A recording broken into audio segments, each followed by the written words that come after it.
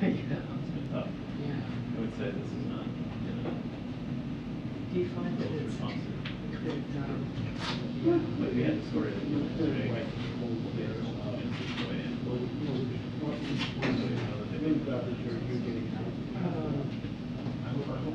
Is the education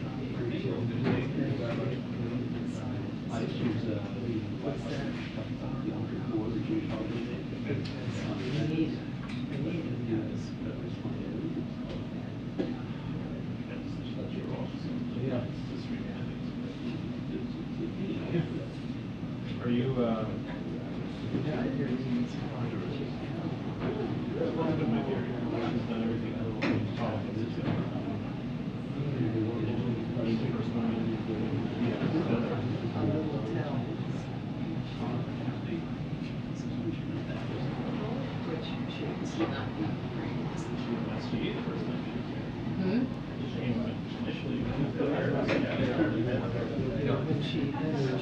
just don't get into space. She came to I need to figure out, I think, and all that about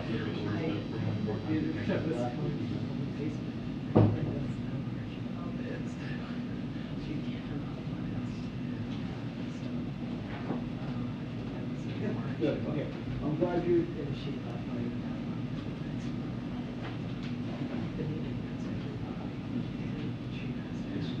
Oh.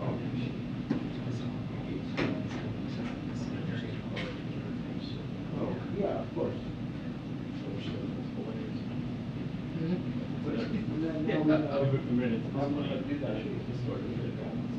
Vice President, where he said that her new chief of staff,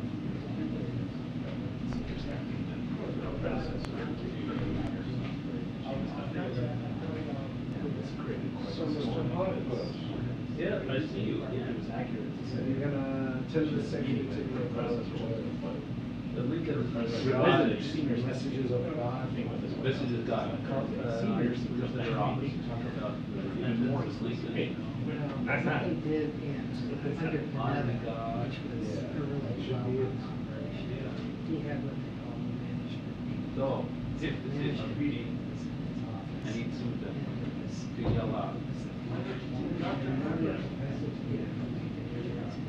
Right. Okay. Yes.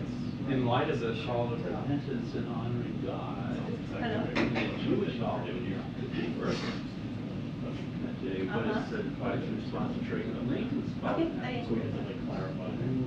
That's precise meaning that she's now. Yeah. I remember. Lorraine Falls. Lorraine, yeah. Yeah, she was great. And like these people that you understand what's else.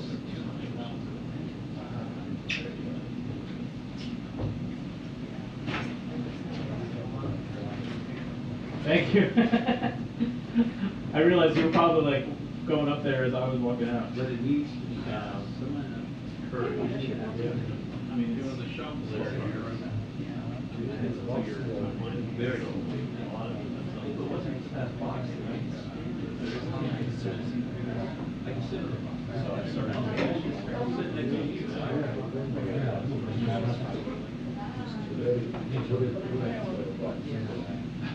Yeah, I've never done it before, so it's hard to, Yeah. It's hard to pick up. Oh, why not? Drop it. It's like We'll you be have more to go visible. back and read. Very good, very good. Yes. Yesterday, So I you guys just kept it crazy, huh? It's like a mini version of future. Anyway, I just trying to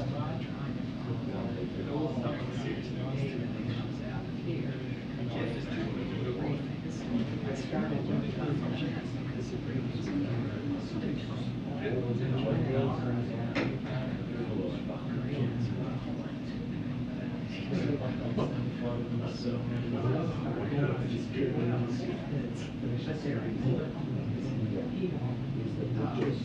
collaborate on anything.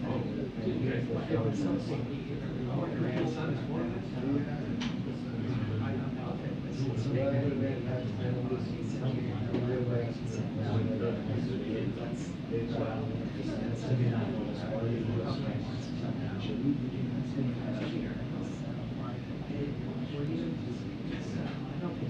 kid from the city, which is where the country.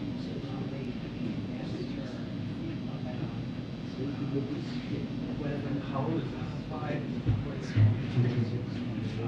What? Killed the deal.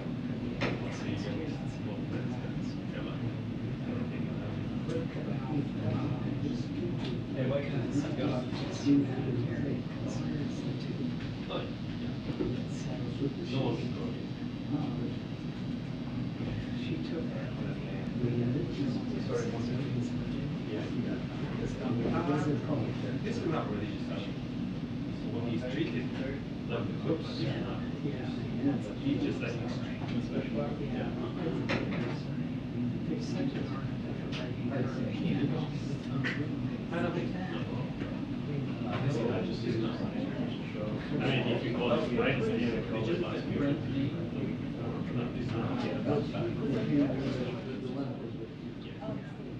He's third, are you going down either?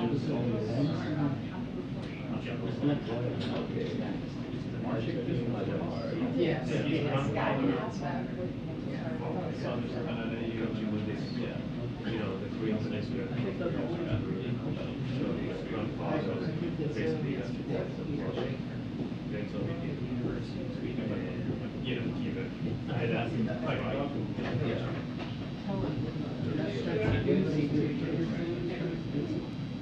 Yep.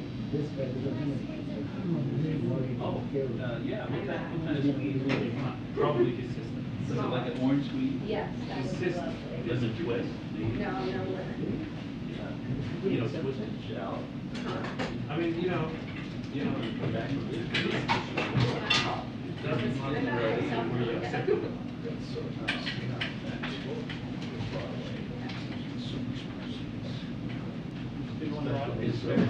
Hey, how you doing? I'm good, I'm good.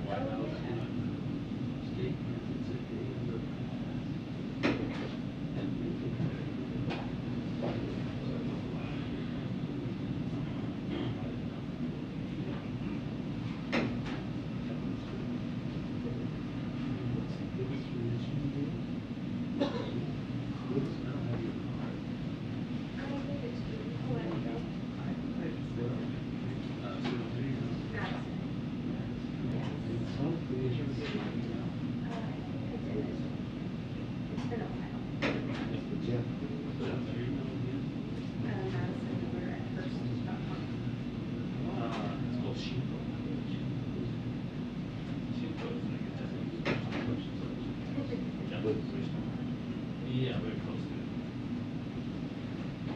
That's my.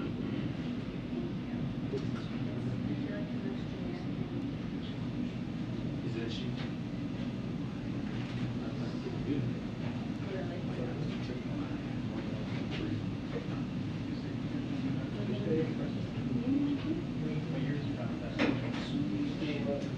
Yeah. Yes. I don't think so. Yep. I mean, they're talking about like 7 of them. They're way more than but you know they don't. Well, yeah, well, we basically will go to the Canadian account on the key ratio, taking person in that. But you're not gonna knock down the briefing to 2 cents on it. So you would have to wait a hundred minutes, do up to the fact, Yeah. The only thing we're doing is just carry the gear down. Yeah. Right? Yes, I know. Are the top half?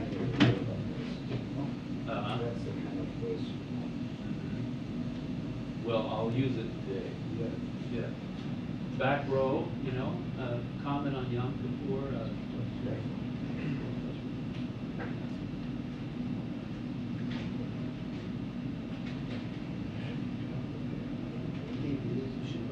Well, she doesn't like people.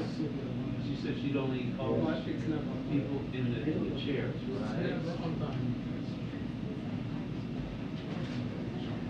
Thanks. But it's horribly high. Even if you're in the chairs.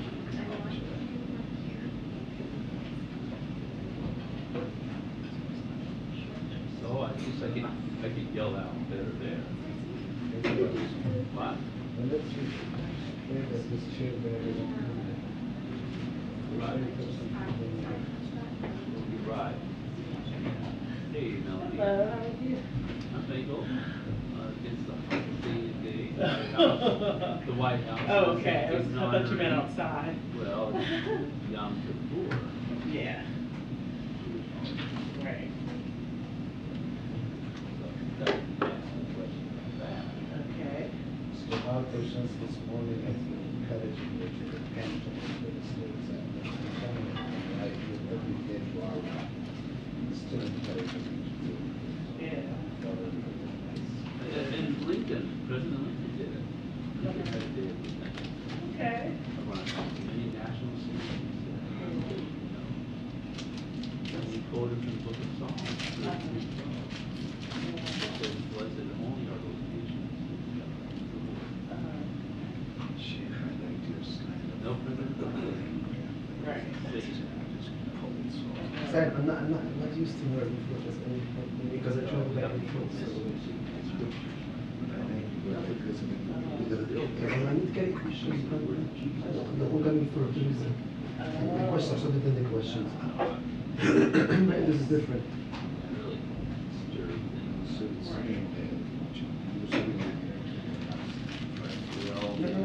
things. Yes, it's not a holiday outside. Right. I thought you were being funny at first. Well, I am my office. Yes. Side of my table. Okay. Once you've been to the table, This question. Okay, There's a okay. real going prices. There's a real going prices. Told me this business. good mental health. Yeah, it's not about this business. I think we made wrong choices because people also were very stingy. People in the market and banks with high interest. You should have known better. No, this high interest is leading to somewhere. You go to Merrill Lynch, when he was here, we went to school in Los Angeles together. And after university, we went back. Worked here for a few years in management, like my father's place. Okay. I'm sure he's okay. Everybody's like, I don't think it's business. I think the money you put in the bank.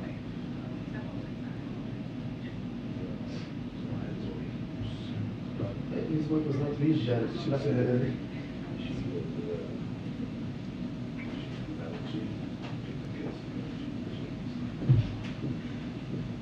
Well, obviously,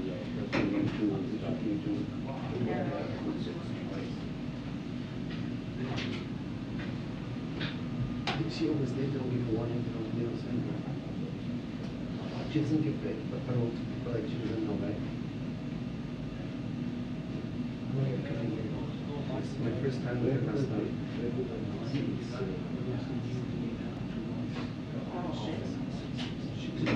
I'm often like sincere to Obama, that's what I'm saying. That she doesn't give questions. She doesn't give They are never taking know. at CNS themselves. That's what she said. That's what she said. She doesn't take questions because you're on the side. But that's not cool. One second.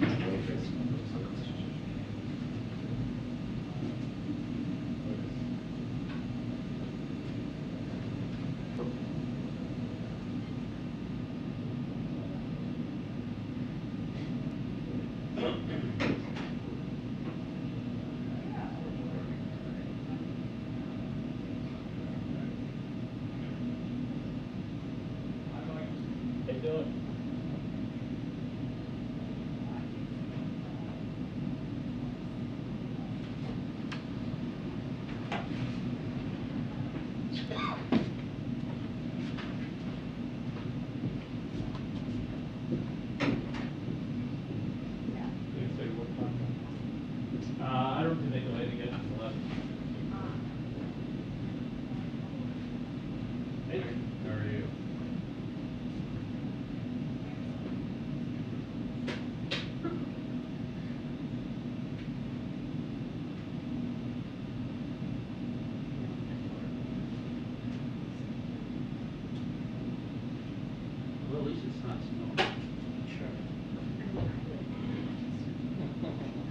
I'm from Texas, so I haven't seen a lot of stuff in my 28 years.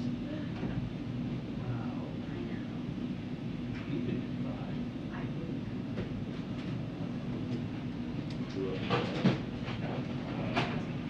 It's 30 below zero.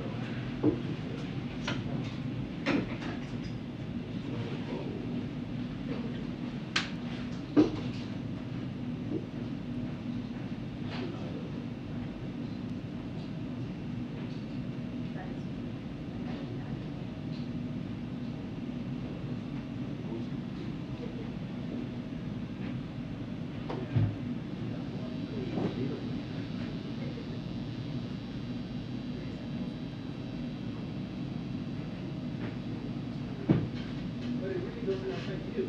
You're not in jail. So it doesn't affect you. Back.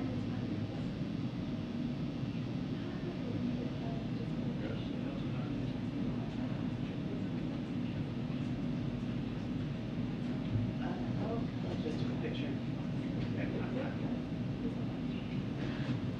It just changed it. You're welcome. Okay.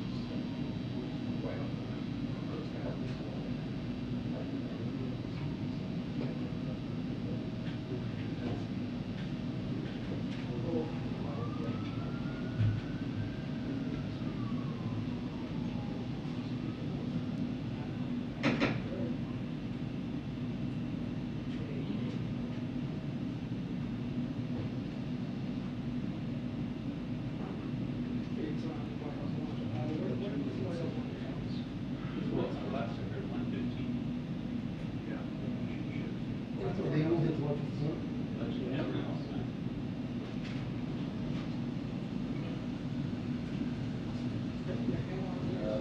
Is that your golfing hat? That's my style. Your what? Oh, wow.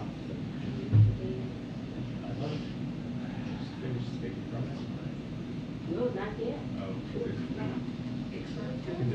Fine, John. Last year. They did already. Everybody, no? Go up in the island, We asked already, yesterday.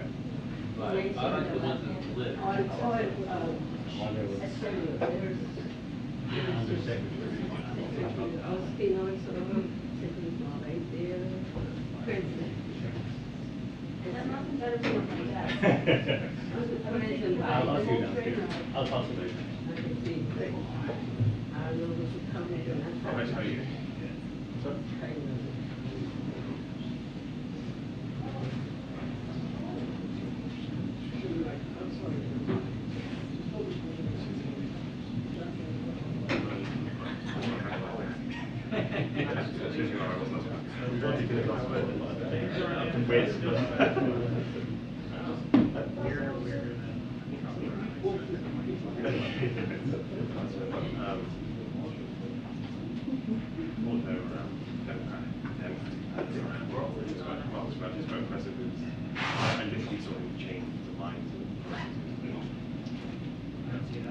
No, he's always going to do this,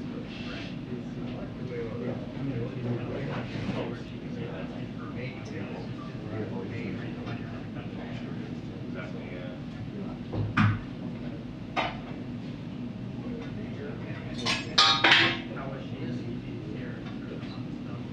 No, I think she's involved in this.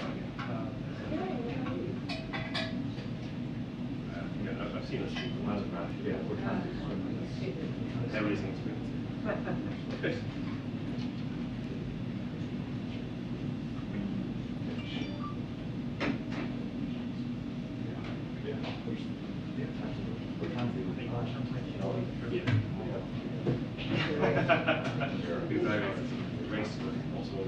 Very good. It takes a while.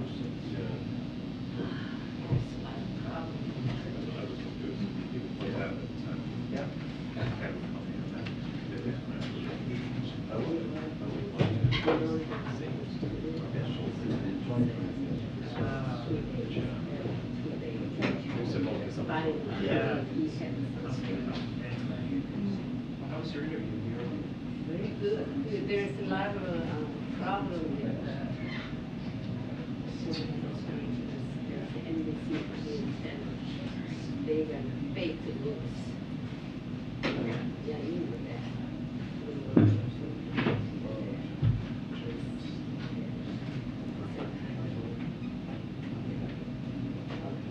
But that is terrible because NBC is always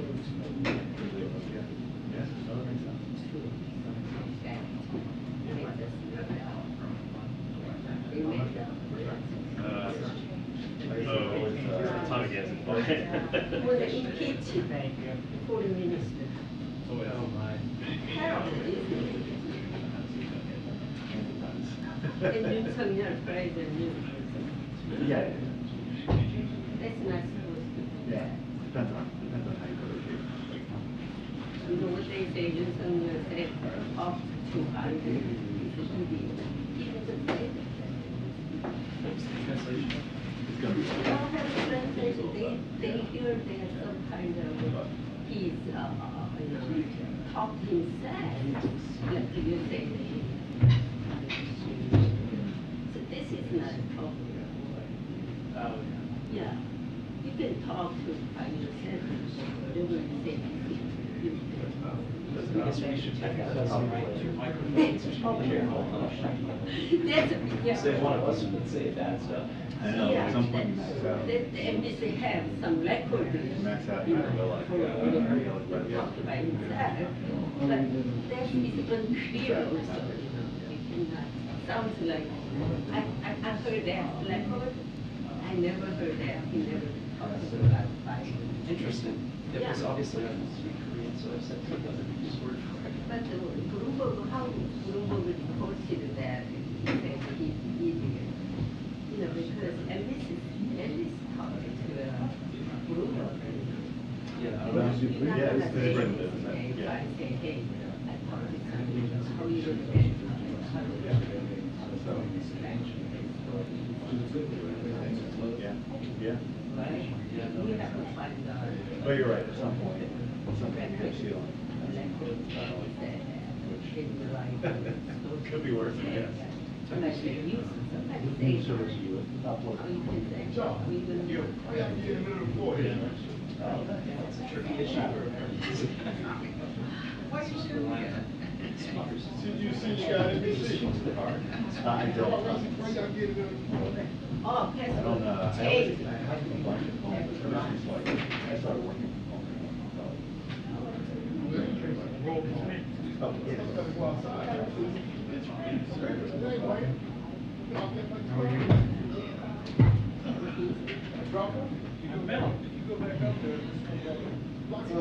Today, I took home. Better than I thought it was gonna be. I wouldn't go professional. Coffee now.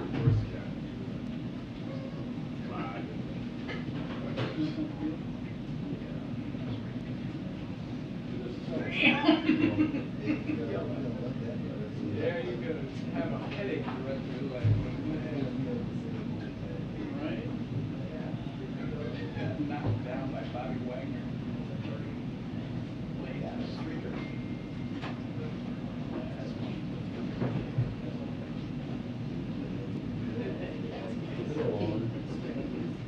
First go around for his ideas.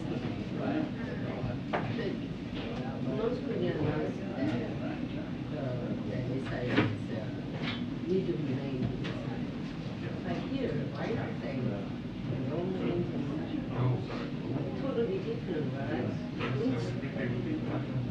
why I'm gonna verify. How is it different? She's making an announcement. Yeah.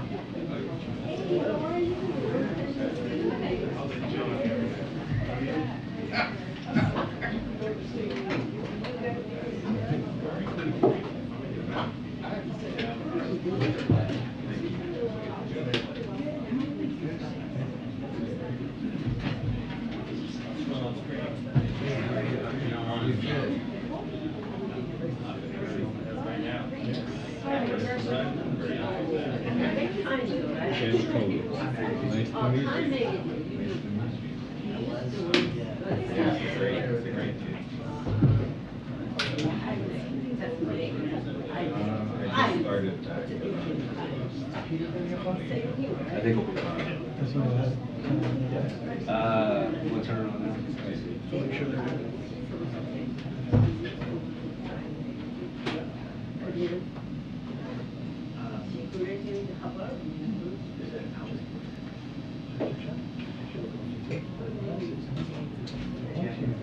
Is that one or two?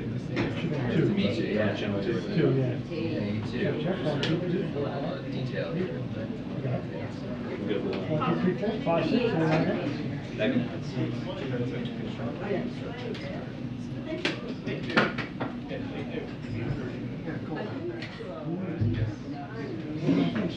How's it going, Anita? Thanks for coming back from Israel. Pretty intense. Israel leader interview. Israel leader interview. Prime Minister. It was actually quite fun. It was terrible weather. And then we'll put it outside of the store. That's on my road. It's not just me. Good, how are you?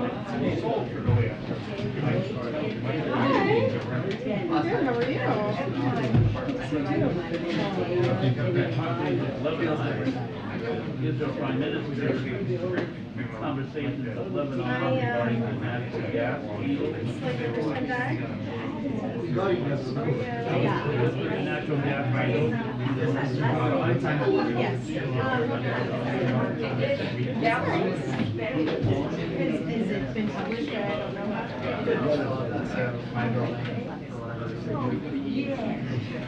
You need one man.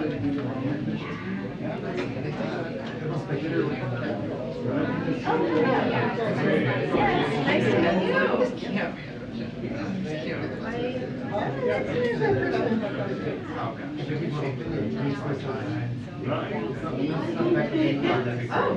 I have evidence. Well, I have many crazy, but I'm sure that Justin's on is on a membership.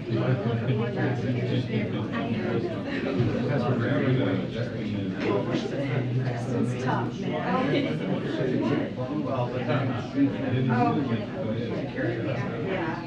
Oh, the new password? There is a new one.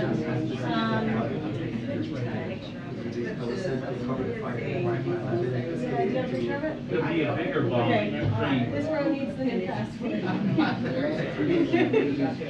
I can share it with your phone. There are contacts, so I probably can't share it. I don't have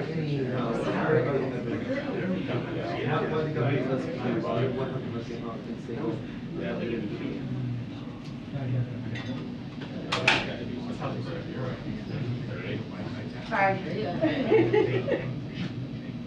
That's an old one. Oh, no. So you have a new one and a new one? I mean, I got a little bit. Oh, I was like. Now it's 1:30.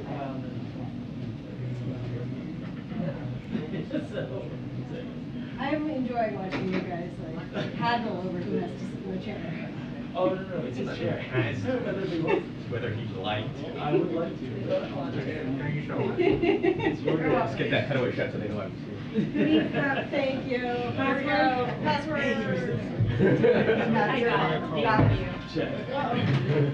Give me a call. Good, how are you? Oh, that's not mine. That's Oh, here, it's Thank you. Yeah, you're getting a call. You got a picture of it? Just delivering results. I didn't get that.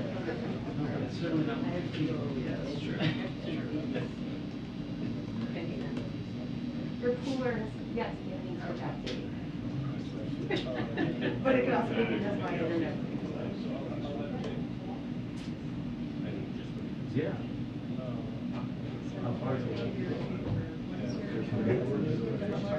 Yeah, it's a big title. Yeah, I have one. It was colder last night.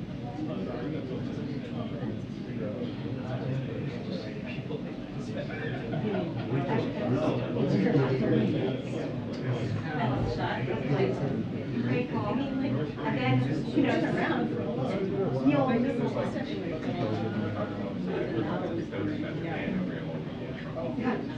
Yeah, I mean, I also like, you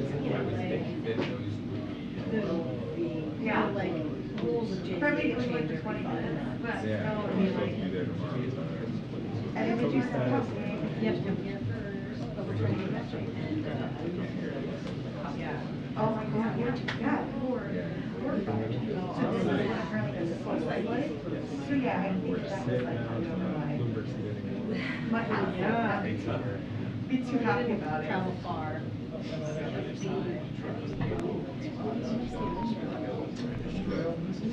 Yeah. Oh, you mean plane? Yeah. Yeah. But you get like, yeah, I guess hotels right there. You get trash. He's right there. Well, well,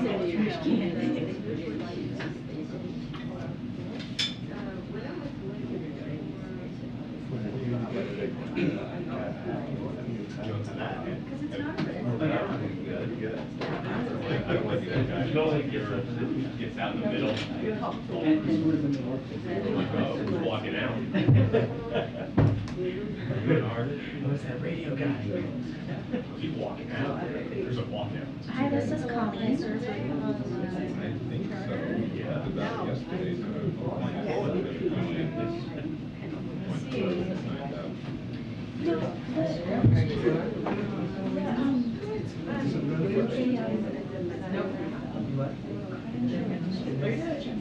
oh, it's gonna, see, it is actually.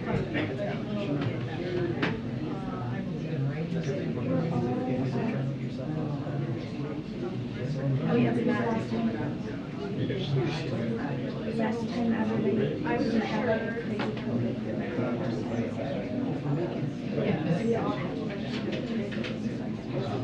okay, yeah, no, you should definitely register as backups. Yeah. So, it will get better, the White House will like provide everything on the list, but I think if he wanted to try to do it now, he could just take one of your credentials. Basically, what the White House is going to do. Yes, that's what they're going to do. The White House is basically here's these people are State Department of Travel Office are working on visas for, I mean, want to be, but they're already working. Right. Yeah, I was looking at but like P1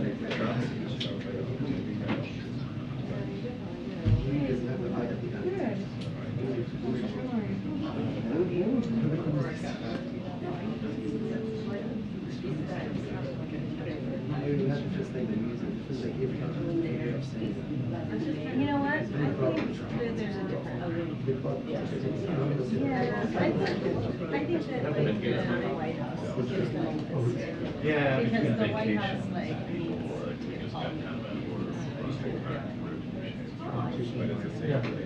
Yes.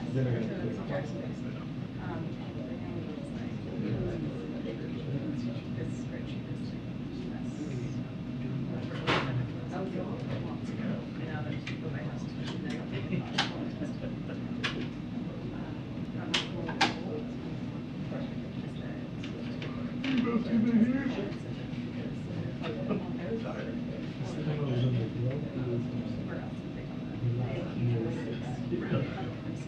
guess the last one next week, maybe.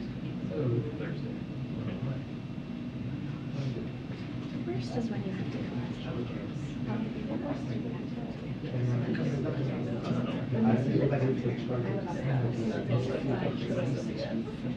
They're still And having to clear Still juice it back. up. Or like for me, like, I don't want to it's hard, but Why'd you go get it? you don't want to take an Uber and then have to wait for another Uber because they can't get Uber. And then Uber's not gonna wait for you, it's not like a black market thing.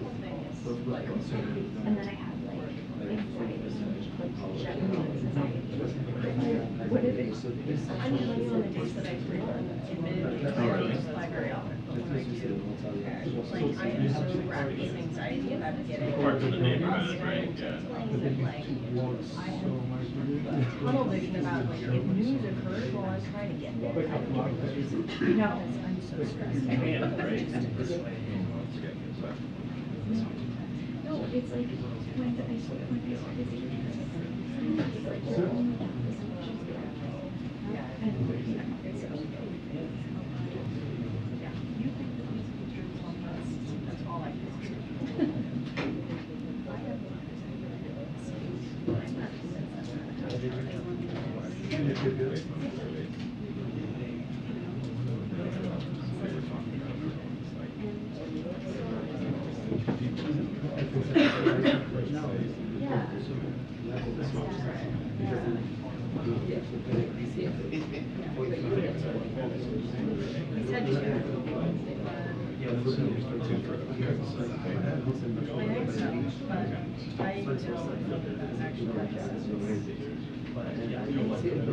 The thing is, like, you guys probably have like Good,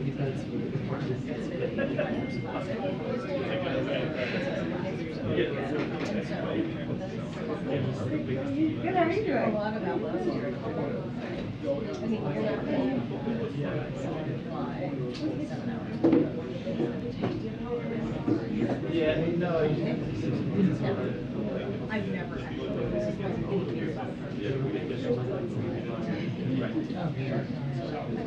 Because I'm really not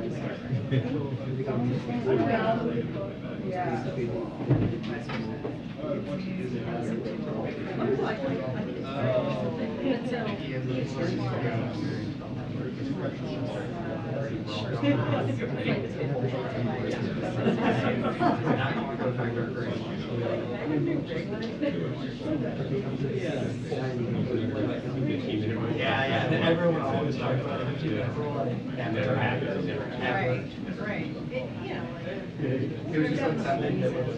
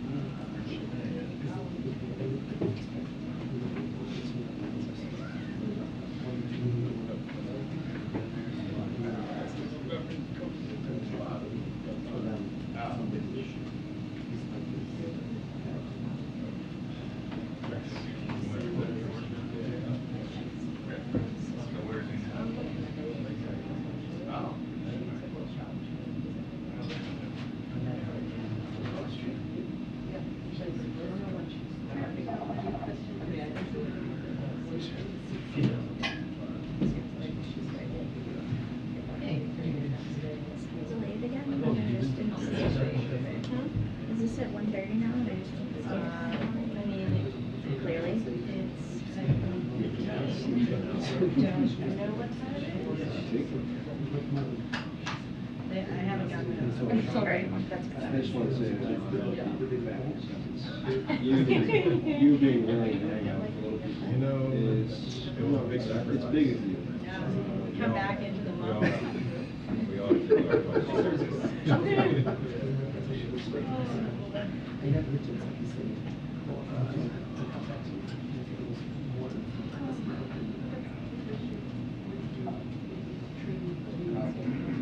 sacrificed.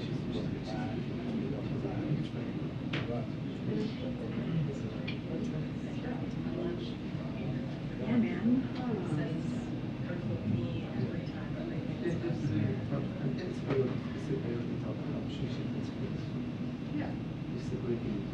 Read again.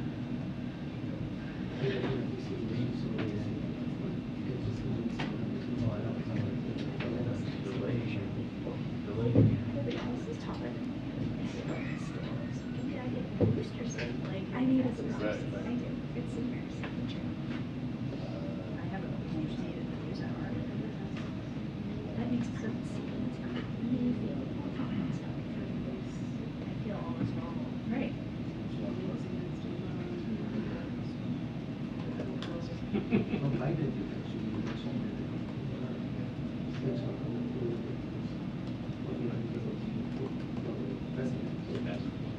Yeah.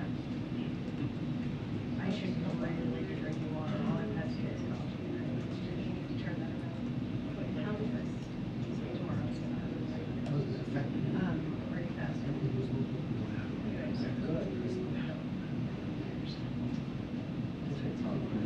It's always the wrong words. God bless you. That's great. Somebody's got to keep the flame up.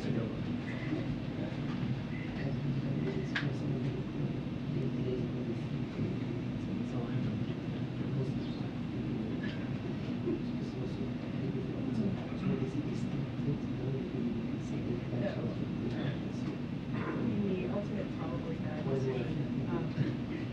I bought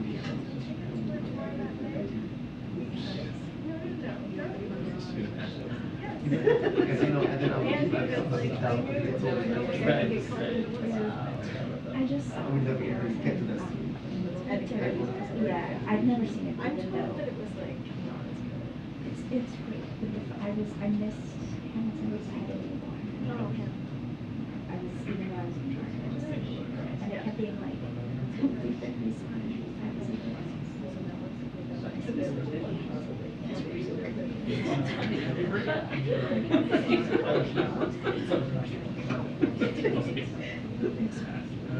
they're like, we're done.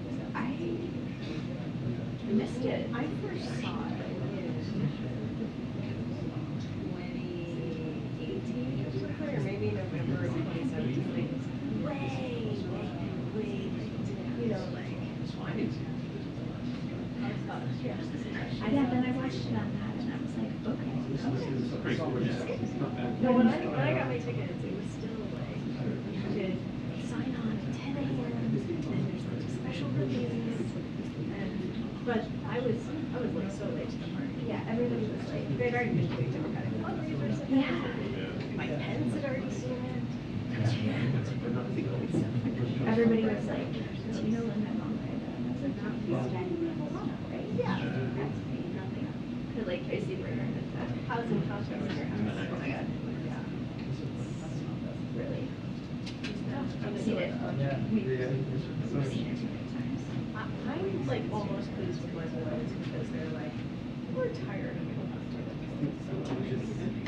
Okay, good.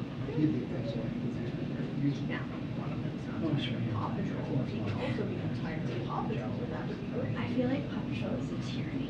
It's like, I can't. You're a good pup.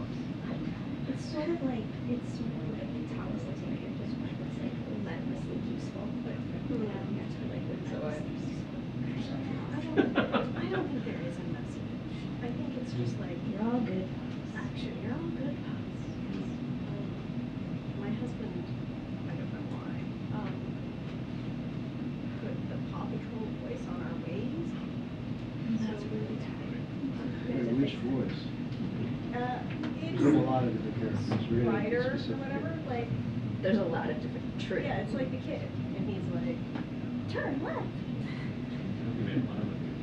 You're all Kids good. sucks. Yeah. But he's my friend. Yeah. No question. Well, but so do you understand what the message of Paw Patrol? It's like a, I mean, Oh. frankly, it just lays bare how bad government is. It really does. particularly at a lower level. Yes. Yeah, The better it is it's sort of dry. technical. That's true. And so I have a problem with that. That's totally And then true. he has Friday. to, he has to go to the hands of the house. The Somebody policy. once That laid mayor's out like administration. some like communist type theory of the case, but I'm never really paying attention. When your chief advisor is a purse chicken, you are in trouble. Yeah, that's also, Yeah, and she's the good And she's the good one. Yeah. She's the good one. It's true. Chocolate, man. Chocolata is a real good name. Yeah. I appreciate the parents that like can actually watch the shows closely enough to try to because the whole purpose of the show is so you don't have to do it. Or the thing they're watching. I mean, don't get me wrong, like, I want my child doing advanced mathematics at all times. Yeah. But on a rare, very rare occasion, I can watch Then I just need to like chill, yeah. Just sit. Daniel Tiger, that's what has in this. Sure. Control your emotions. And don't big is like, form an accent. That's the nice way to say it. If you sound British, you'll seem smarter. A little underdog. What More kind of underdog. pig? Yeah, that's right. I don't like Peppa Pig. I'm just saying, I'm just gonna stand up. New York's a little quicker if there's no traffic. 3 hours.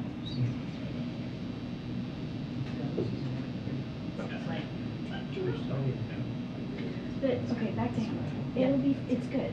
This version of it is, I mean, it's good. In case you guys don't. Really? Huh. Yeah. They're better, it's all better, so no offense to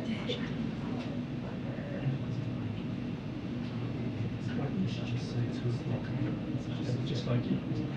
We couldn't do it. Shall I go back and ask them? I could.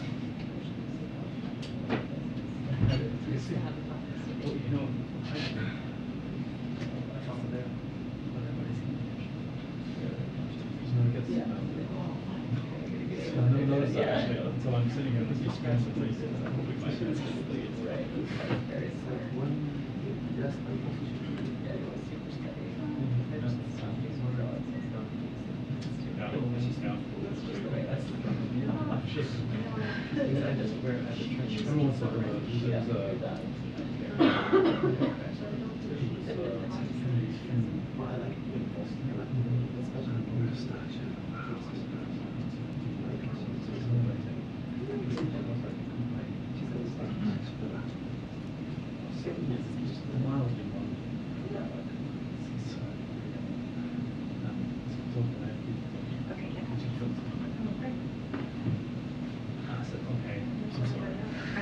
I see it, but yeah, I'll do it.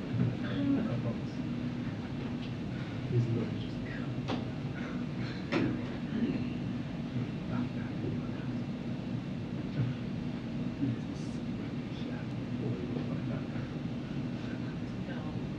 There's like a mind cameras thing.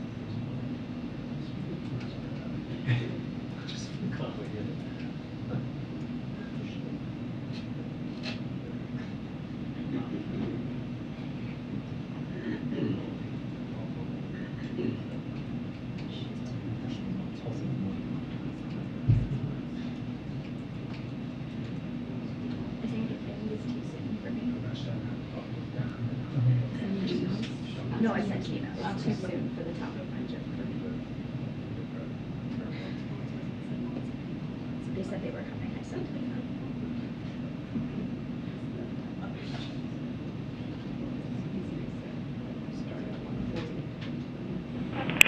2 minutes to press briefing. 2 minutes to press briefing. Thank you.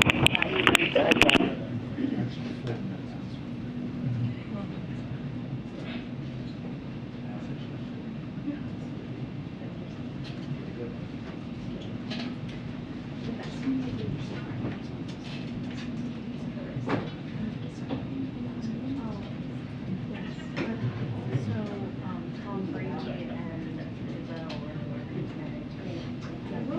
acquired the Whoever. Some girl. Don't try. I think she's like Don't top. fall. Yeah, I don't know. She's tired of living on protein shakes. No, it's incredible.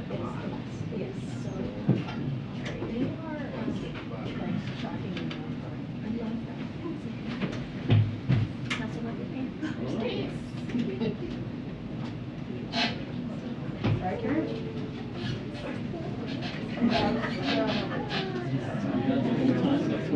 Hey, Mike, is it UMP? Just UMP? I don't know. Okay, you want to grab, I think you're in the second seat, right? Or no? Nope. Yeah, okay, so you want to grab, yeah, I think, but, is that yours? Wireless. This might be one. That's yours, yeah.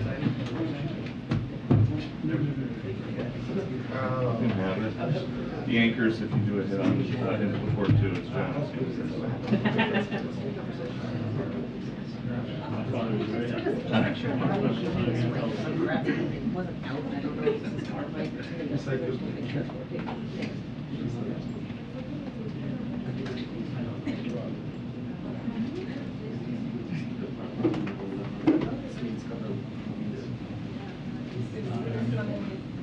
No, no, I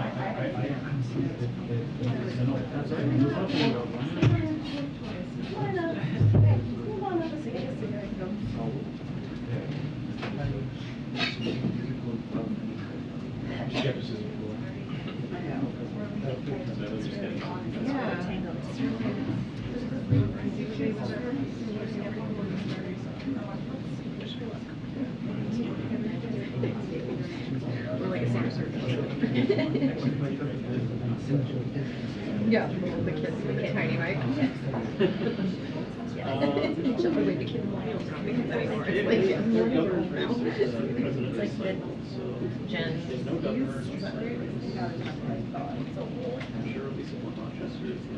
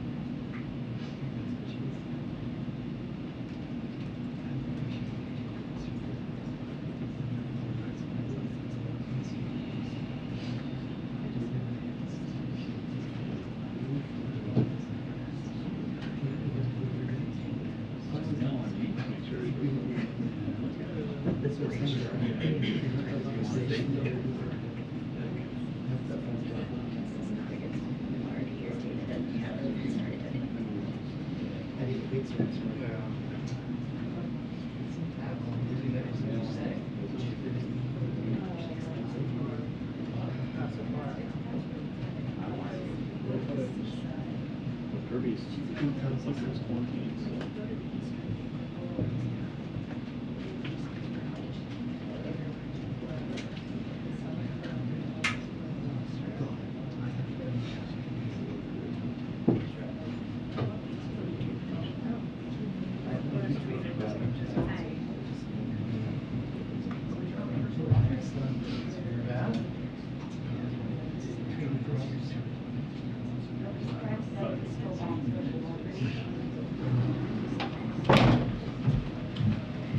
Good afternoon, everybody. Sorry for a very long 2 minutes. Apologize for that. I'm aware. I know. Apologies. Okay. Tomorrow, President Biden and the First Lady will travel to Fort Myers, Florida, to reaffirm his commitment to supporting the people of Florida as they recover and rebuild from the devastating storm. While there, the president will meet with small business owners and local residents impacted by Hurricane Ian and thank the federal, state, and local officials working around the clock to provide life-saving assistance, restore power, distribute food and water, removing debris, and begin rebuilding efforts. Governor DeSantis, the FEMA Administrator Deanne Criswell, and other state and local officials will also provide the president with an operational briefing on the current response and recovery efforts. This morning, President Biden spoke with President Zelensky to underscore that the United States will never recognize Russia's purported annexation of Ukrainian territory and will continue to support Ukraine as it defends itself from Russian aggression. President Biden informed President Zelensky that the United States is providing a new $625 million security assistance package to Ukraine as they continue to defend their country from Russia's invasion. Together with our allies and partners, the United States has been delivering an unprecedented amount of weapons and equipment that Ukraine's forces are utilizing very efficiently, including to retake their territory that has been seized illegally by Russia.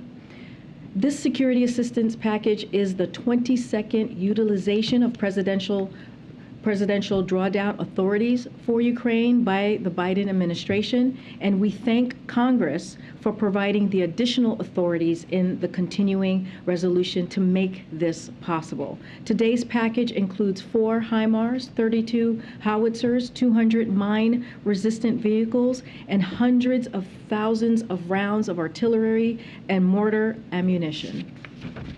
Throughout this year, the United States has rallied the world to support the people of Ukraine as they defend their freedom and democracy against Russian aggression.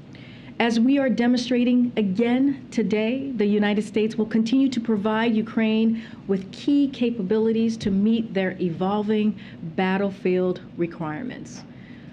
Also this morning, as you may have seen, Micron announced that it will invest $20 billion this decade and up to $100 billion over the next 20 years in chips manufacturing in upstate New York.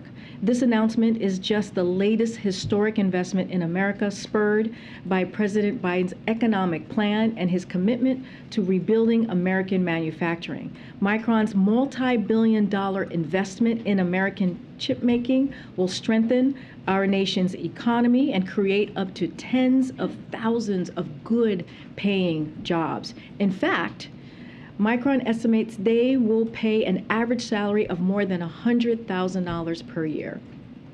This is the latest in a series of historic business investments across the country, from New York to Ohio, Idaho, Arizona, North Carolina, and more. And they show the value in the president's work to rebuild our infrastructure and supply chains here at home so that we are creating jobs and bringing down prices over time by making more in America. Today marks 100 days since the Supreme Court's Dobbs decision, and President Biden and Vice President Harris are convening the second meeting of the President's Task Force on Reproductive Health Care Access. This morning, we released a report from Jen Klein, who directs the Office of Gender Policy Council, to the Vice President and Vice President on the onslaught of radical and dangerous actions from Republican officials since the Dobbs decisions. That includes, of course, Senator Graham's proposed national abortion ban, and in Arizona, a court decision to reinstate an extreme abortion ban that sends Arizona women back to 1864. As a result of these actions, millions of women are facing barriers to critical health care, and doctors and nurses are facing criminal penalties, including being thrown in jail for providing that essential health care. These extreme abortion bans also have consequences that extend beyond abortion, including reports of women being denied prescriptions at pharmacies to treat miscarriage and conditions like arthritis and cancer, and threats to contraception, including for college students as well. In today's task force meeting, the President and Vice President will hear directly from healthcare providers across the country about the impact that abortion bans are having on their work, and they will also be clear that the only way to fully protect a woman's right to choose is for Congress to act by codifying Roe into law. Finally, a note on junk fees. Last week, at the White House Competition Council meeting, President Biden put a spotlight on so-called junk fees. He explained that too often, companies impose hidden or surprise fees that prevent customers from seeing the full price of what they're buying and hit the most vulnerable Americans the hardest. The president highlighted progress that agencies have already made to address these fees, which will lower costs for American families by over $3 billion this year. And we're pleased to share that the Biden-Harris administration has now delivered even more results for consumers. The Consumer Financial Protection Bureau issued a new order requiring Regions Bank to pay nearly $200 million for illegal surprise overdraft fees, including refunding $141 million to consumers, paying $50 million penalty, and stopping the illegal charges going forward. With that, Colleen, you want to kick us off? Sure, thank you. Has the White House given any more thought to a public health emergency regarding women's reproductive health, especially as the sort of effects of abortion bans extend beyond abortion to miscarriage and other aspects of women's reproductive health? We don't have anything to announce at this time, but as you are aware, we have made this a priority, the president and the vice president, especially while we're seeing these extreme laws. We see that the national bans from Republicans, the president and vice president are doing everything in their power to protect women seeking abortion, their right to travel to states that provide care, their right to medication and contraception, and their right to patient privacy. Look, we've taken a range of actions to ensure access. As you know, we've taken some executive actions very early on, and today you'll hear from the president and vice president on what the additional actions that we will be taking. But we have been very clear. You heard that in the beginning of the briefing on what I just said. We are going to continue to encourage Congress to codify Roe. That is how we believe women's rights will be protected. One more question on oil prices. They're up today on the expectation that OPEC Plus is going to cut production by an estimated 1 million barrels a day. Would a production cut endanger global supplies, and how does the president plan to respond? So just to be very clear here on that piece, we're just not going to comment on any OPEC action until OPEC acts, as you all know. In any event, we will continue to take steps to protect American consumers. Our focus, and it's been very clear for the past several months, has been on taking every step to ensure markets are sufficiently supplied to meet demand for a growing global economy. And thanks to this president's efforts, and his historic actions that he has taken, energy prices have declined sharply from their highs, and American consumers are paying far less at the pump than they were several months ago. And it's because of the historic steps that this president has taken.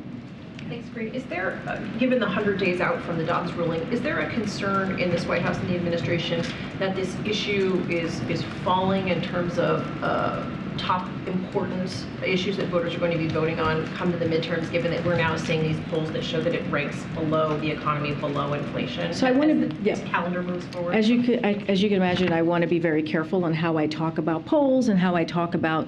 I cannot speak to elections. What I can speak to is this was, if you think about Roe v. Wade, and if you think about how it was a constitutional law for almost 50 years. It protected women for almost 50 years.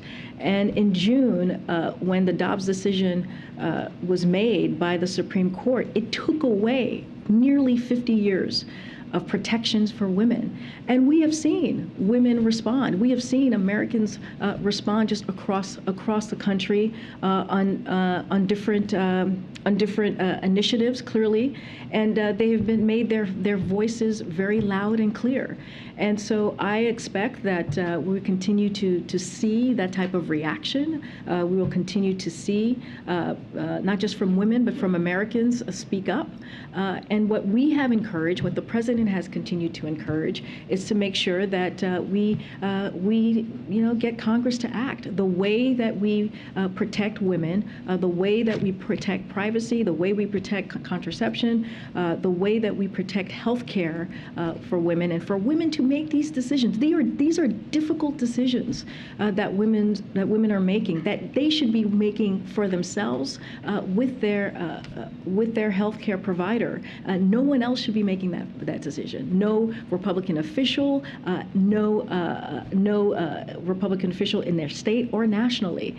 And so we're going to continue to make that very clear. And then quickly on North Korea, we're seeing a record number of launches this year. This fifth test is just over the week.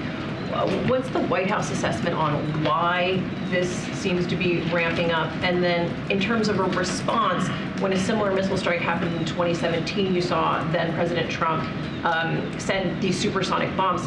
Could you walk us through the difference in the response approach from this administration to the last?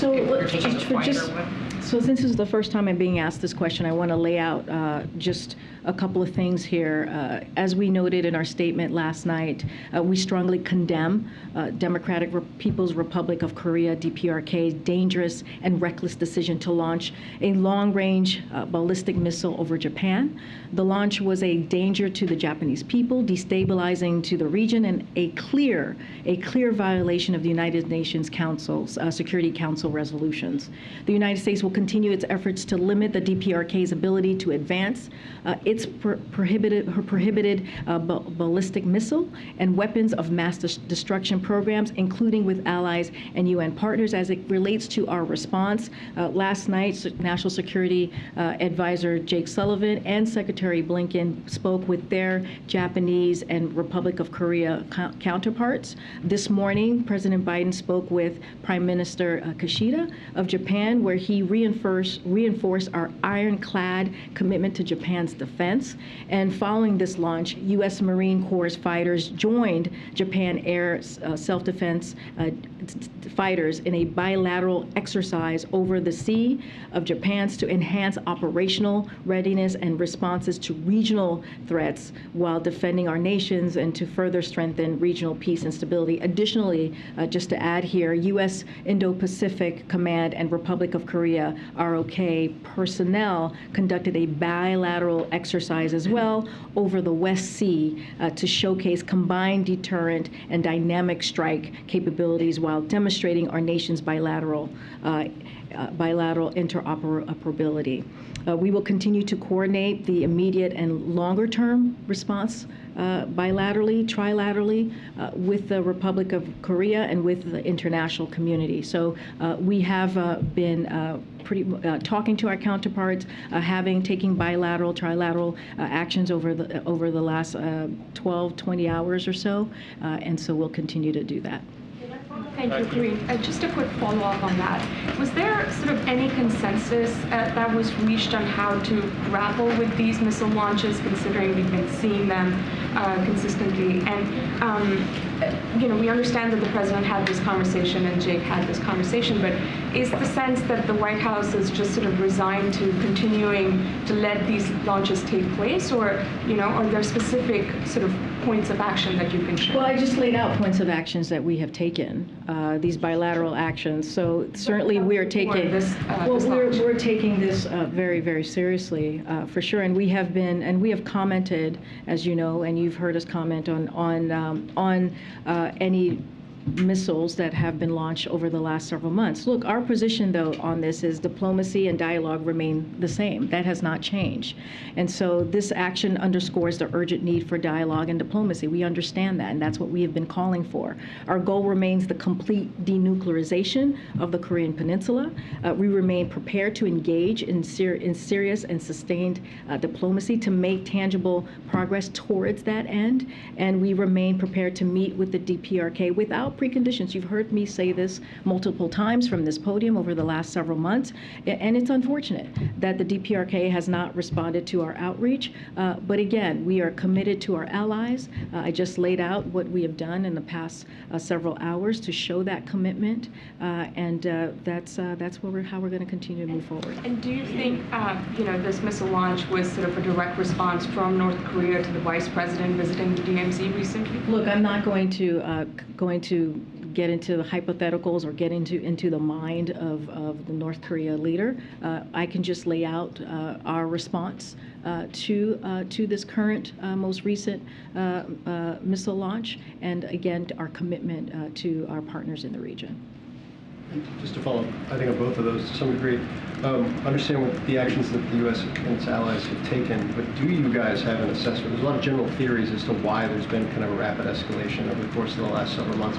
Do you have an assessment as to the why? What are they looking for? What do they want? What is the administration's view of the goal behind these escalations? I'm not going to get into any assessments from here. Clearly, that is something that we are always keeping a close eye on. What I can speak to is our response and our continued efforts to limit the DPRK's ability to advance its ballistic missile and weapons, and that's what we are going to continue to move forward. Again, I laid out our response. I'm not going to get into analysis or specifics as to the why. Okay. And then on Iran, there's been a notably different posture from the administration this time around with protests when compared to 2009 in those protests. Obviously, there's already been sanctions. The president kind of telegraphed more sanctions potentially coming in the days ahead.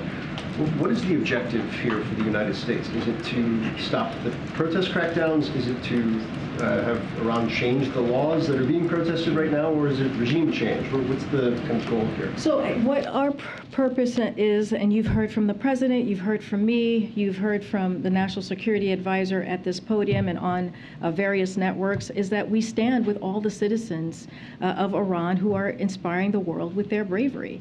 And we will continue to stand with them. That's how we see our role here. Women and men in Iran should have the right to freedom of expression and assembly. Women should be able to wear what they want, free from violence or harassment. Iran must end its use of violence against its own citizens simply for exercising their fundamental freedoms, their fundamental rights. We will continue to take action to hold Iran officials accountable and support the rights of our Iranians to protest freely. We have, just last week, we laid out the actions that we were taking, making sure that Iranians had access to internet as the government was stopping that freedom to access their right to global internet. We took actions there, and we'll have more this week. You'll hear from the United States on what will be imposing further costs on those how we will be imposing further costs on those perpetrators of violence against peaceful protesters, and we'll continue to hold Iranian officials accountable. But there's no goal to elevate the protests to create perhaps instability in the regime or anything? Well, we see our role are making sure that we show our support and stand with the citizens of Iran at this time. And as you have seen from our actions, that we are taking this very seriously, and you'll hear more this week. I wanted to ask about the status of Brittany Griner's release. As you know, the Russian court has set a court date for her But this offer has been on the table for months now. Is there any sort of movement to get her released? And is there any sort of deadline that the administration can propose to get some kind of movement on this? So let me first say that we are aware of Russia's announcement that Brittany Griner will be forced to undergo another sham judicial proceeding. She should be released immediately. As we have said many times, Brittany Griner and Paul Whelan have been wrongfully detained by Russian authorities. President Biden, who met with, as you all know, their families about 2 weeks ago right here in the White House, is continuing to direct his administration to engage with Russian government through every available channel and make every effort to bring them home. That is a commitment that he has made. As I have said many times, it is again a commitment that he has made on their particular negotiations. But we want Russia. What we will say is that we want Russia to take the offer that we have put on the table, a substantial offer, as you've heard us say many times, seriously. And if not, or they could make a serious counteroffer, but they need to make a serious counteroffer. But again, the president has demonstrated that he is willing to go to extraordinary lengths and make tough decisions to bring Americans home, as he did just over the weekend to bring home all of the Americans designated as wrongfully detained in Venezuela. So this is a commitment that he has made to the American people, and this is a commitment that he has made to their families. You were saying, and if not, then what? I mean, for her family that's been waiting for this for months, and Russia hasn't made any indication that they're accepting this deal. I mean, what else can the administration do to apply? So I just laid out that they should take this offer, the substantial offer that we've put on the table seriously, or make a serious counteroffer. But we need to see a serious counteroffer on this. Look, the president has demonstrated many times during his administration how seriously he takes this, how seriously he takes Americans who are wrongfully detained. We have seen this just over the weekend. We saw this with Trevor Reed. We have made sure that we have taken every step possible to make sure that we bring these Americans home. And so that commitment continues, that commitment stands. And so we're not going to negotiate in public, as you've heard us say many times, but we're going to continue to have those discussions with Russian authorities through the available channels that have been provided to us. And then a quick question on abortion rights and access. The administration's position has been that Congress needs to act, but that is just completely unrealistic. I know the president has supported changing the filibuster rules to allow for a vote, but even, there isn't support in the Democratic caucus for changing those rules. Has the president been talking to kind of holdouts on the filibuster about this? Has he been talking to Republican senators who have their own proposal on abortion access? At what point is the administration saying that Congress needs to act, but is the administration being realistic about what the dynamics on Capitol Hill are? Even if Democrats were able to gain seats, it still wouldn't be enough. Right, and he's also said that the American people need to make sure that their voices are being heard. That is also an important piece of Congress acting. The American people have a say here. They have a say on what happens next on this issue. And so the president has been very clear on that. I have to be very careful in how I speak about the next couple of weeks because I can't speak about elections from here. But he's made that very clear in every speech that he's made about this particular issue, about codifying Roe. And it is, yes, Congress needs to act, but also American public have an important role to play here. They can make their voices heard on this issue by making sure that they do what we've been seeing across the country, especially on issues that have been put on Roe on the ballot. And you've seen just record amount of women come out and say, no, we are not going to allow this to happen. I just want to be very careful of how far I can go here. But again, this is something that the American people have a say in as well. Hey, Corinne. One more for me on North Korea. You've laid out a number of the bilateral and trilateral conversations that are happening at all levels of the government with our allies in the region. In the past, we've seen that China is often a useful interlocutor in terms of dealing with the North Koreans. Is there any outreach at this stage to some of our Chinese counterparts to try to maybe see if there's a way they can be helpful in this situation? And do you have an update on whether the president might be meeting in person with President Xi at the G20?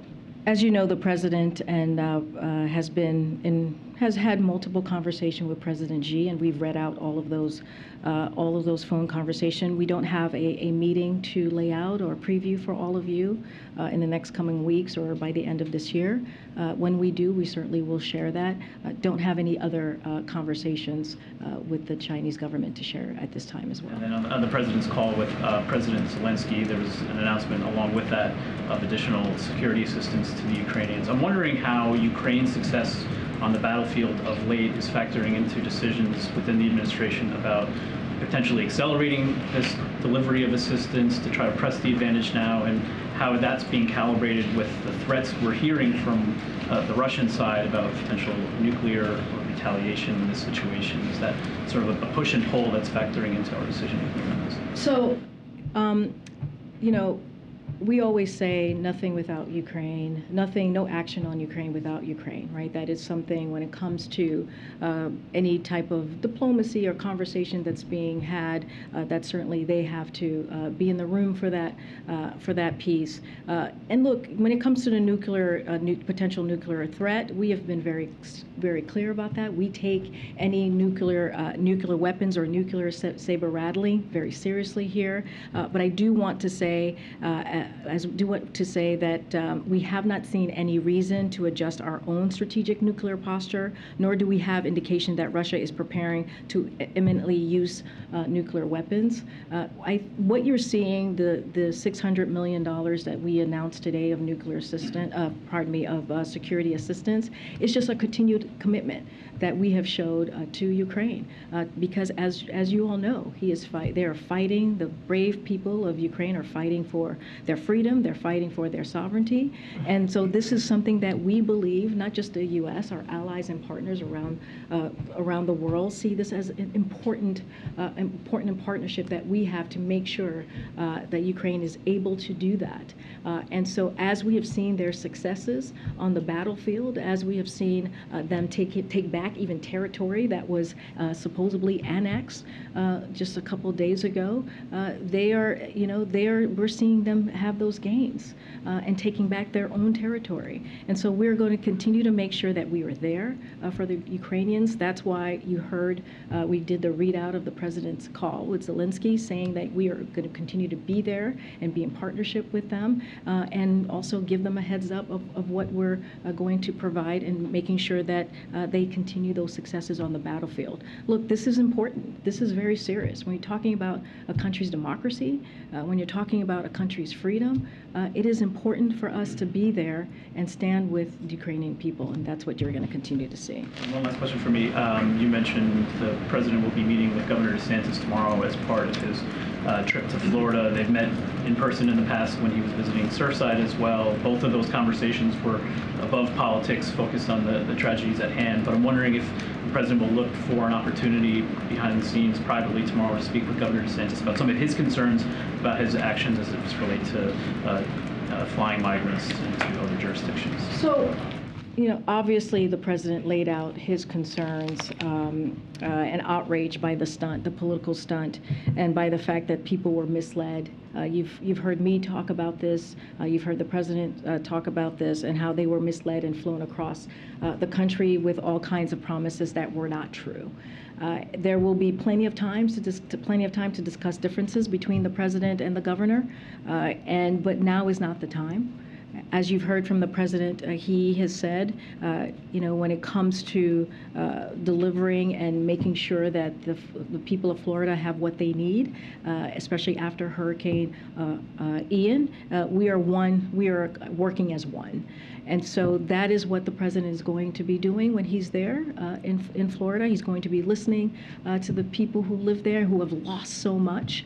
He's going to be talking to the respondents on the ground who have done tremendous work. As you know, the FEMA administrator will be traveling with him as well, and they're going to, Governor DeSantis and President Biden, as they have done several times leading up to this day, as Florida's been dealing with this hurricane. They're going to talk about what else are the needs in Florida to get to a place of recovery, to get to a place of rebuilding. But again, this is going to be, as you've said, above politics. You have seen them do this before. When Surfside, I remember you traveled with us when we went to Surfside, when the president and Governor DeSantis listened to the people of Florida who dealt in that community, who dealt with so much lost loved ones. And so that's what you're going to see again tomorrow. And also you saw that yesterday in Puerto Rico. Okay. Thanks, Green. You've said the president was responsible for gas prices coming down. Is the president responsible for gas prices going up? So it's a lot more nuance than that, right? Peter, you know this. There have been global challenges that we have all dealt with. When I say all, meaning other countries as well have dealt with since the pandemic. There's been pandemic and there's been Putin's war.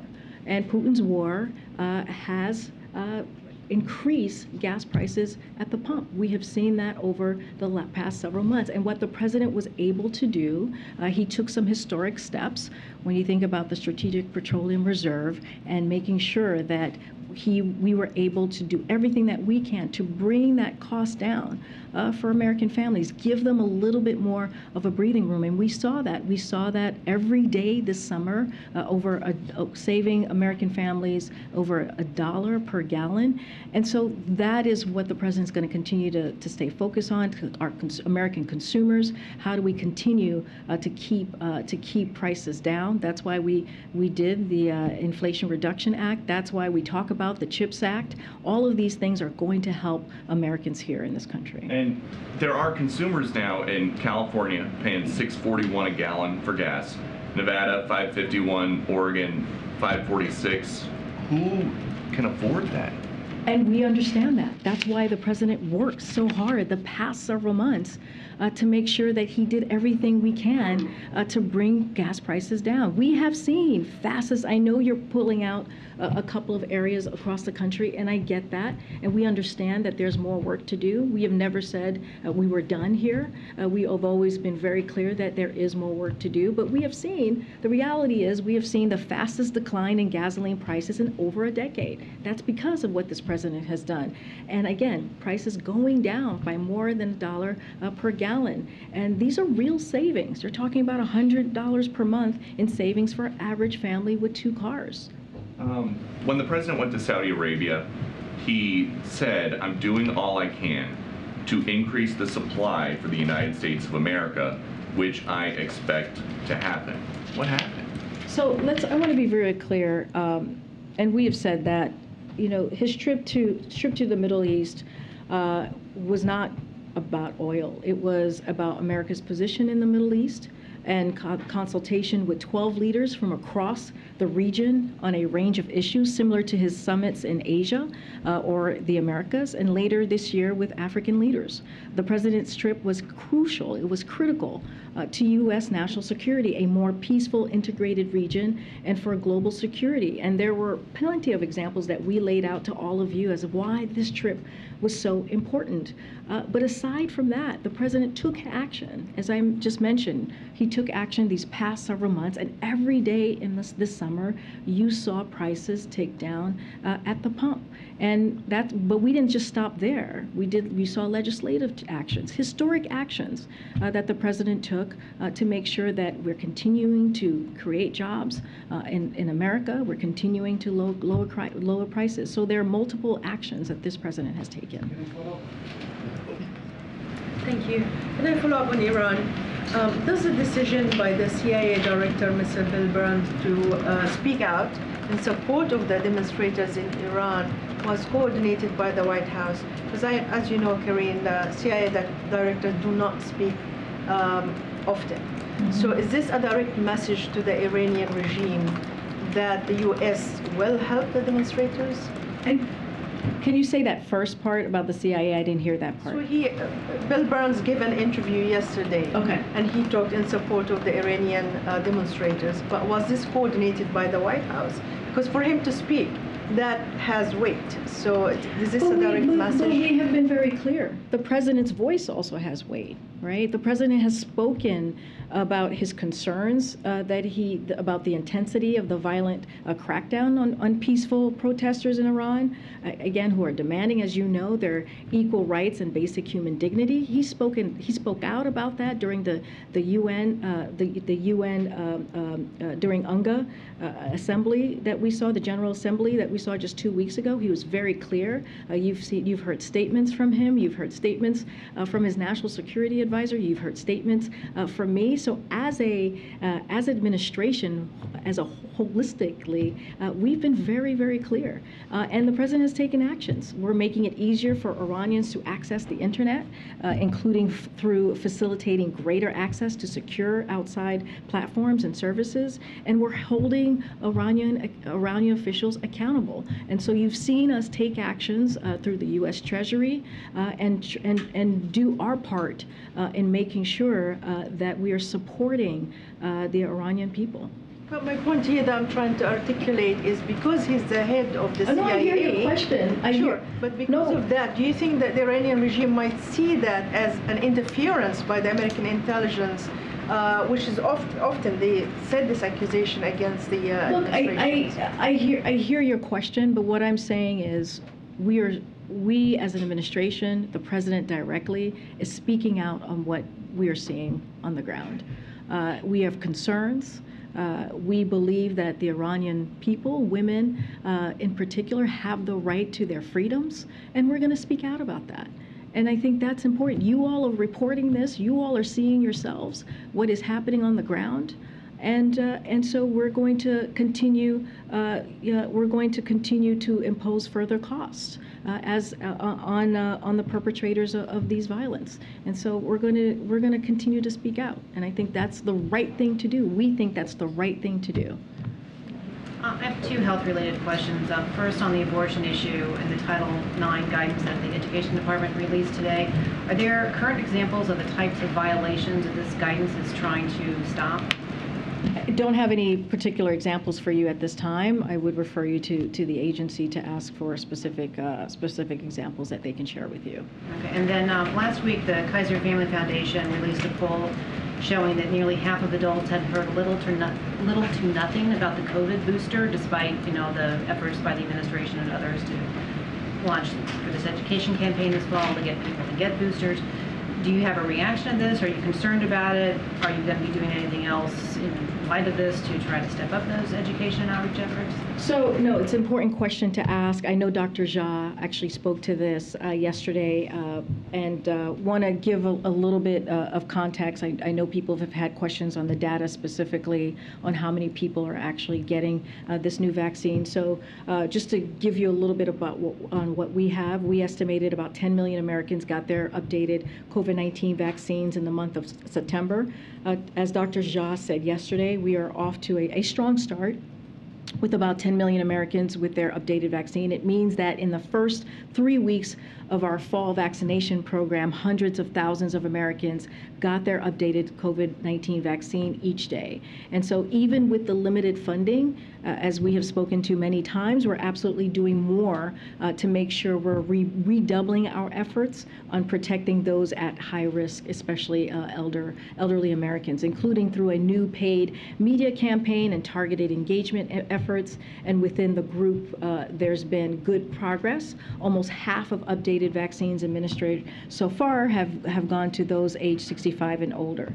And in October, we're going to be building on that as well. Next week, we are hoping to have Dr. Jha and also Dr. Fauci here in the briefing room to take your questions clearly on this new vaccination program and how we're making sure that Americans are aware and they know the importance of getting this new vaccine. So you're going to hear directly from the doctors next week and just laying out how critical and how important it is to make sure that they're getting that vaccine, that vaccinated. Okay, welcome to the briefing room. Thanks so much, Karine. It's great to be here. Are you sure? We'll try to make this. Take your time. We have a lot of time. Take your time. No pressure. The administration, the White House, is marking 100 days since the Dobbs Act here. As you're doing that over at the Supreme Court, there are a number of other rights that are going to be on the table this term. I'm thinking about voting rights. I'm thinking about potential affirmative action, Clean Water Act, and this administration received some criticism for its for how proactive or how reactionary it was to the Dobbs Act, and I'm wondering if some of those other rights, if the White House is taking proactive action to potentially get prepared for seeing the Voting Rights Act scaled back or seeing the end of affirmative action in universities.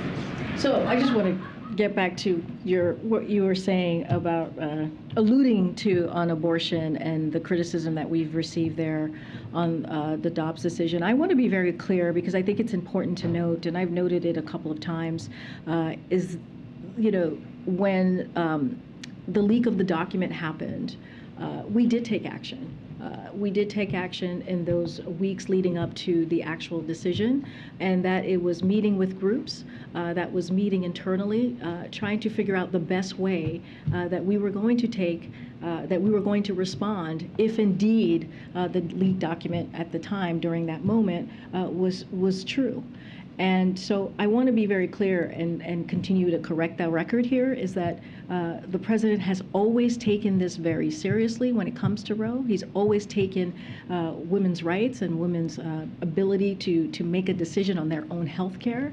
And also he was very clear that what this could lead to, right? This could lead to not just Roe, the Dobbs decision, but it could also lead to marriage equality, contraception. He was one of the first voices that sounded the alarm on what this could potentially, down the path, the dangerous path that the Dobbs decision could take us to. And we're seeing that. We're seeing efforts of that currently from, Republican officials and Republican voices nationally. And they've been very, very clear. So as it relates to this question of the courts, yes, the protections that we have held so dear and near are once again on the line in this term. And we are very clear about that, and we understand what is potentially at stake here. We will continue to do everything within our power to defend fundamental rights from special interests that are bent on destroying them. That doesn't stop us. We're going to continue to speak out on that, and this is, when it comes to people's fundamental rights, fundamental freedoms, this is something that the president and the vice president is going to fight for. And just to follow up, earlier you talked about how the president knows that the American people will have their say in these matters in a matter of about 5 weeks. I know you can't talk about politics from there, but how much can we expect the president to take that message on the road to the various places in the country where there are key elections and they will have a voice, and that voice will impact the president's term in terms of his legislative agenda? Well, look, I can't get into the next 5 weeks and where he's going to be and any of the politics. What I can say very clearly is that, back in August, we put out a memo laying out what this administration was going to be doing in order to speak to how we're delivering for the American people. We talked about the Inflation Reduction Act and what that's going to mean for millions of Americans across the country when it comes to health care, when it comes to Medicare, when it comes to energy costs, when it comes to putting one of the most important investment in fighting climate change, we're going to talk about that. We're going to talk about the bipartisan infrastructure legislation. We're going to talk about the CHIPS Act. Just gave an announcement on what Micron is doing, the investment that they are bringing into this country, and making sure that we're having a strengthening our supply chain, chip making, which is going to be so important in lowering costs. And so it's not just the president; it's going to be the cabinet secretaries. It's going to be the vice president, and it's going to be congressional members within their districts or senators in their states. And so we laid out that plan on what you were going to see from us. Any specifics on any 2022 specific strategy, I cannot speak to that from here. Thank you. The governor of Puerto Rico yesterday made a very specific ask to extend the 100% disaster funding for 180 days. Is the president considering that? Has he made a decision? Where does that stand, that request?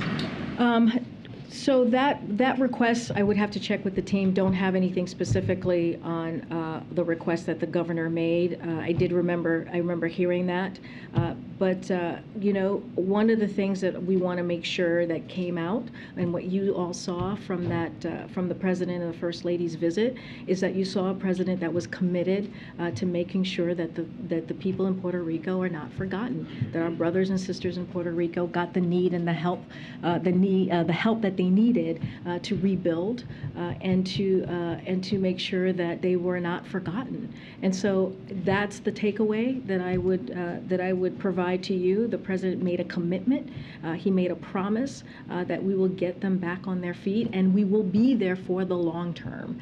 And that's why he made the announcement, if you all remember, on the Puerto Rico grid modernization team, which is going to be coming out of the Department of Energy, which is going to support Puerto Rico in rebuilding its electricity grid so that it is more resilient and secure. The secretary will work closely with the governor to help address challenges and rebuild the necessary infrastructure, allowing the island to better withstand increasingly stronger storms and natural disaster. The team will work with other agencies, including FEMA, HUD, and Commerce, to coordinate resources from across the federal government and ensure funding is used in an expeditious and strategic manner to best serve the grid and the people of Puerto Rico. And that is going to be our commitment to the people of the island.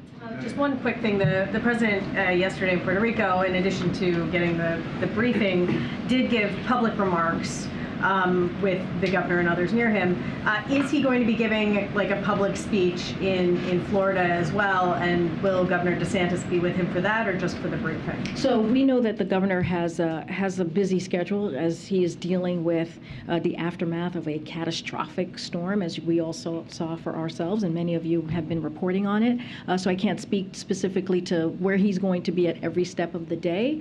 We will have more to share on what the president and the first lady are going to be doing tomorrow. Okay, Sebastian. Thank you. Do you have anything on the Russians say that they detained, or actually imprisoned, somebody called Robert Gilman, who apparently attacked a police officer over there? He sentenced to 4+ years in prison in Russia.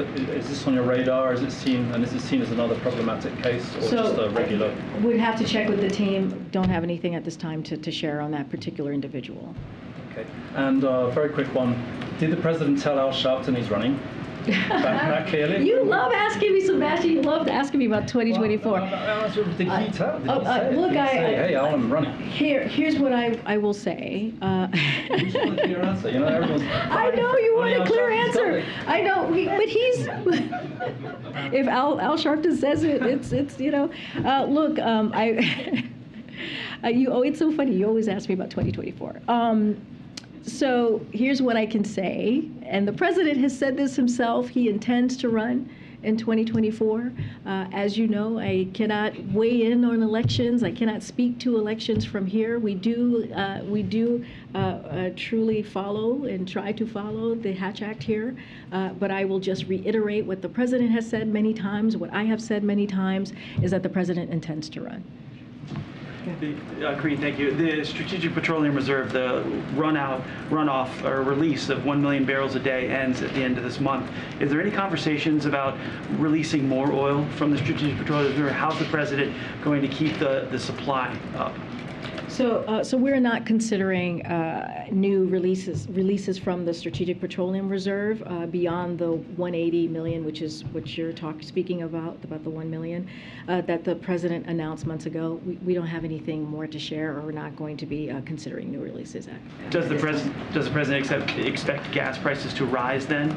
Look, we have been very, very clear that we're going to continue to do everything that we can to give Americans a little bit of breathing room. The decline that you have seen the last several months is historic in many ways because it is the fastest decline in gas prices that we have seen in over a decade.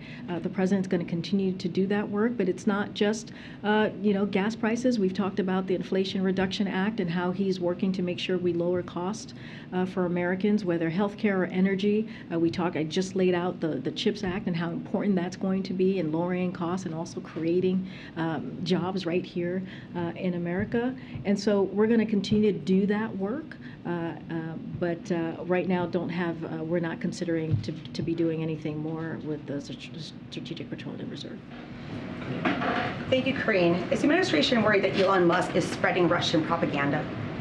Can you be more specific? Well, this weekend he put out this, quote, peace plan that includes giving Russia Crimea and like redoing some of these elections, but with the UN watching. So wondering if there's concern there. So we've been very clear about this, and I just said this earlier in the briefing. Anything about Ukraine, we are not going to talk about Ukraine without Ukraine. It is their decision to make when it comes to any diplomacy or negotiations in that regard. And so I leave that to the Ukrainian people.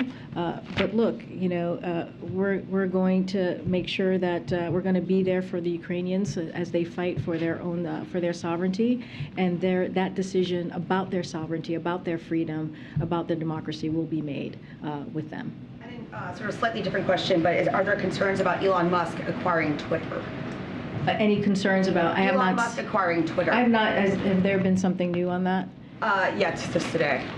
So we have been very clear on not commenting on any specifics potential transaction from here. So I'll leave it on that. I'll leave it to that. Okay, Kim. Thanks, Corinne. The administration has said Americans would be able to apply for student loan forgiveness beginning early this month. Is the process being held up at all because of the lawsuits that have been brought? Don't have anything more on that. I think you'll hear more from us, from the Department of Education on that piece, on that implementation process. I think I've laid it out a couple of times here. They sent out some emails last week. But as it relates to the legal pieces, the lawsuits that you're seeing across the country, it's a shame. It's a shame that you have Republicans out there, Republican groups, Republican states that are trying to stop Americans from getting a little bit of a breathing room, a little bit of break. We're talking about 40 million Americans that could benefit from getting student loan relief. And it is shameful that they are siding with the special interests. It's shameful that they're not siding with the American people on this. And let's not forget, 90% of borrowers who are going to be receiving that relief will be making under $75,000. So this is a commitment that the president has made. He made it during his campaign, and this is one of the ways that the president is going to continue to work for the American people, trying to find ways to give them a little bit of a break. And let's not forget, the pause is going to lift in December, so people are going to be paying back their loans. And while we're going through that process, he wanted to make sure that folks who were really affected especially by the pandemic, also got that we didn't forget them and give them a little bit of a break as well. Thank you. A couple quick ones. Last week I asked about Navy Lieutenant Bridge Alconis. I didn't know if you had an update on his case. Oh, I do not have an update for you on that. I apologize. You did ask me about that. And then I wanted to ask, the president recently praised a group of Coast Guard rescue swimmers. One of them reportedly faces termination because he isn't vaccinated. And I'm curious given the threats that we're facing abroad, would the president ever reconsider that vaccination requirement or consider issuing more exemptions? So, as you can imagine, the president has the deepest respect for the U.S. Coast Guard. That is something that you would hear from him directly, and the president and the country are grateful for all of the U.S. Coast Guard heroes that have led the effort to save lives in Florida. We have seen that with our very own eyes these past couple of days. I would refer you specifically to the U.S. Coast Guard on this issue, on this individual questions. It's not something that I would comment from here, but there, of course, have been multiple vaccination requirements, as you know, in place for quite some time. But again, I'm not going to comment from here on an individual case. Okay, then a third one. Last week, the president brought up the Italian election unprompted in some remarks, and he seemed to say that the election of the Italian prime minister, or I should say the incoming Italian prime minister, was part of this larger, greater global struggle between democracies and autocracies. Was the president suggesting that the election of that prime minister was somehow part of that larger threat to democracy? So look, as we have said, and I have said this before, we respect the democratic choice of the Italian people. We have said that, and it's something that we will continue to say. And the United States stands ready and eager to work with the new government that emerges from the electoral process, and to continue to work together as allies to advance our many shared goals and interests, mutual interests, as you know. But I don't have anything further on his comments. I will say, the president views, just in general, more broadly, the rise of the far right as well known, and that is something he's been very clear about. But I wouldn't have anything to add on what he said. Thank you, Green. Thanks, Green. Thanks. I was calling. Okay. Yeah. Thank you. One more on Ukraine. Today, India's Prime Minister Modi had a call with Ukrainian President Zelensky, during which he said about there's no military solution to this problem, and they talked about peace and diplomacy. I just wanted to check with you, is there any coordination between India and US on the Ukraine and Russian crisis? Has President spoken to Prime Minister Modi on this? So don't have any anything to read out on any recent conversation with Prime Minister Modi. But his public comments directly to Putin are very clear. Now is not the time for war. And it's not the time. He was even more specific to that. He said his war, Putin's war. He was alluding to. Look, Putin is facing further isolation from international communities, as countries make clear. Putin's decisions doesn't have a lot of sympathy ears. He doesn't have a lot of sympathetic ears here on his decision to have this war, on this decision to start this brutal war against Ukraine, a brutal war against their democracy, and so not many people have a sympathetic ear to President Putin. We are asking that countries around the world, and we've been very clear about that, continue to speak out publicly and continue to engage diplomatically on this as well. And so I think that's what you're seeing from the Prime Minister. One more on last year, President quietly celebrated Diwali at the White House. Diwali, the festival lights for the Hindus, Jains, and Sikhs. President has appointed large number of Indian Americans in his administration, 130 plus and counting. Large number of them vote for him, support for him. Does the president has any plans to celebrate Diwali with the Indian Americans community leaders in the White House this year? Yes, he has plans to celebrate Diwali just like he did last year. We don't have a date to share with you at this time, but it is an event that he thinks it's very important, as he sees a partnership with India as well as Indian Americans here in this country. Thank you. Yeah. Oh, thank you. On abortion, it's been 100 days since Dobbs. It's been more since the draft leaked. Isn't it fair to say that if the administration saw any significant benefit in an emergency declaration, that it would have happened already? Look, the administration has taken bold actions for the past several months since the Dobbs decision back in June. And they have made a priority to make sure that we protect women's health, the best way that we can from the federal government. They've made that commitment. You've heard from Jen Klein many times here at the podium. She's been at the podium twice, the General Policy Council Director, on the actions that we have taken and how we're going to continue to make sure that we keep that front of mind, making sure that we do not forget the women who are whose lives are now at risk because of the Dobbs decision. So look, at the same time, the president has been clear that the only way to really protect women's health is to codify Roe.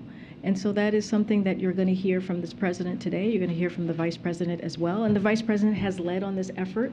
She has met with, I probably argue hundreds of local officials and has spoken to this across the country and made the voice of the administration very clear on this. So look, we've been very clear. It's limited on what we can do at the federal level. The president has been clear on this. But the way that we get to a solution here, that we make sure that these difficult decisions that women have to make, the potential of contraception being on the chopping block, and privacy and being at risk, and marriage equality being also at risk, as we are seeing from Republican officials and what they're saying and what they're alluding to that they will do next. We have SCOTUS that's back, as somebody was asking me, the actions that they can potentially take. We believe in protecting the fundamental rights and freedoms of Americans, and we're going to do everything that we can to make that happen. And real quick on gas prices, you alluded to some of the steps that were taken to drive gas prices down. Now that they're going back up, is the White House confident that it has the policy tools remaining to drive those prices back down, or are all the good options essentially exhausted at this point? So look, again, we're going to do everything that we can here in the administration to lower costs for Americans. That is going to continue to be a #1 priority, especially as we look at the president's economic plan. We're continuing to release oil from Strategic Petroleum Reserve through November. That has not stopped. That continues. As the president, as we know, announced that this past spring, we're continuing to engage directly with industry to ensure that the private sector is also doing everything it can to build resilience ahead of the coming season. We know winter is here. And on Friday, the president team met with energy companies and emphasized that energy companies with record high profits, record high exports, and record low inventories must step up and bring down the prices at the pump. He's been very clear. You heard him say that last week. The president and his senior team are directly engaged on these issues. And again, it will continue to be lowering prices for Americans a top economic priority for this administration. All right. Thanks, everybody. Thank you, Grace. Okay.